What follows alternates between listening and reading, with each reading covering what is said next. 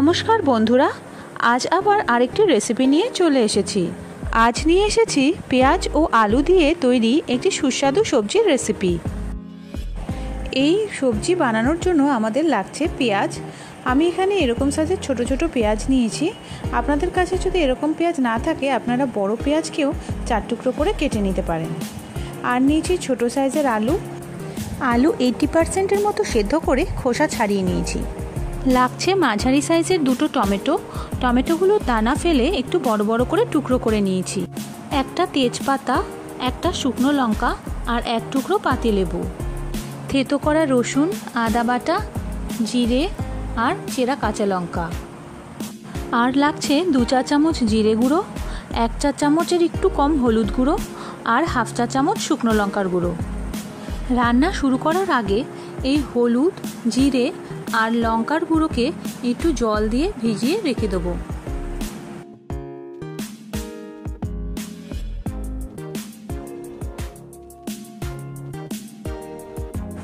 গ্যাসে কড়াই বসিয়ে দিয়ে দিলাম পরিমাণ মতো সর্ষের তেল। তেল গরম হয়ে এলে পেঁয়াজগুলো দিয়ে দেবো। পেঁয়াজগুলোকে হালকা লাল করে ভেজে নেব। ভাজা হয়ে গেছে, এবার পেঁয়াজগুলো তুলে নেব।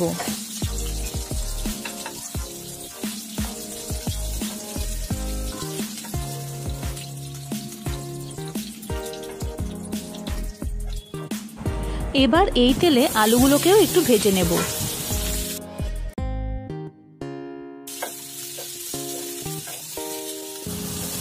আলু ভেজে নেওয়া হয়ে গেছে, এবার তুলে নেব।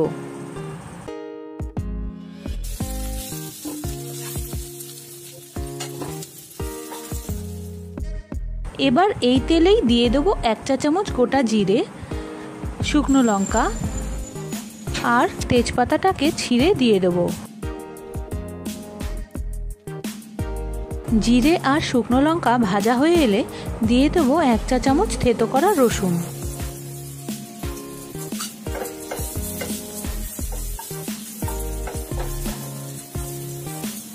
রসুন কিছুটা ভাজা হয়ে এলে দিয়ে দেবো 1 চা চামচ আদা বাটা।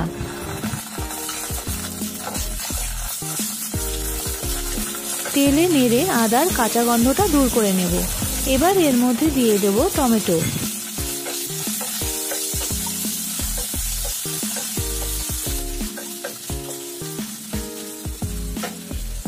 টমেটো তেলে হালকা নাড়াচাড়া করে নিয়ে দিয়ে দেব ভেজানো মশলা।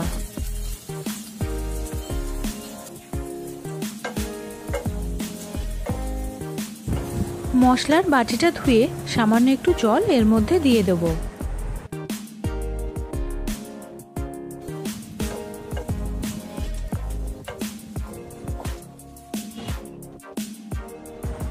এখন দিয়ে দেব পরিমাণ মতো নুন আর দিয়ে দেব পরিমাণ মতো চিনি। এবার মশলা খুব ভালো করে কষিয়ে নেব।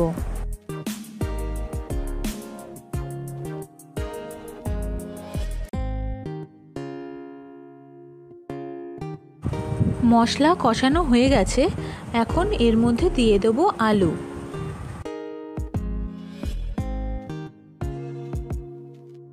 মশলার সাথে আলু হালকা নাড়াচাড়া করে নিয়ে দিয়ে দেব পেঁয়াজ।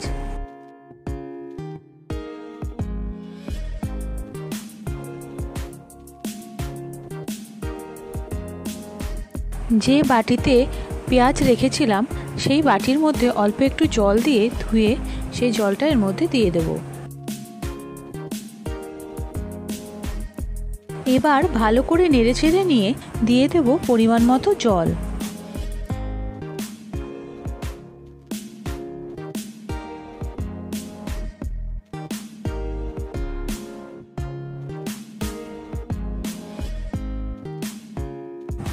দিয়ে দেব কয়েকটা চেরা কাঁচা লঙ্কা আর ঢেকে দেব। মিনিট 2 বাদে ঢাকনা তুলে একটু নেড়েচেড়ে দিয়ে আবার ঢেকে দেব। যেহেতু আলু সেদ্ধ করাই রয়েছে তাই বেশি ফোটানোর দরকার নেই। ঝোলটা একটু ঘন হয়ে এলেই ঢাকনা তুলে নেব। এই সবজি রুটি, পরোটা, ভাত সব কিছুর সাথেই খুব ভালো লাগবে।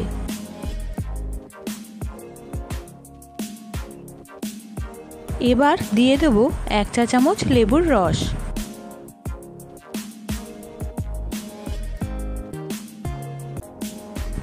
ভালো করে নেড়েচেড়ে নামিয়ে নেব।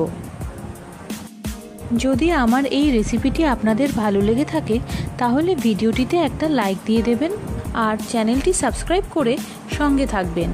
সবাই ভালো থাকবেন। ধন্যবাদ।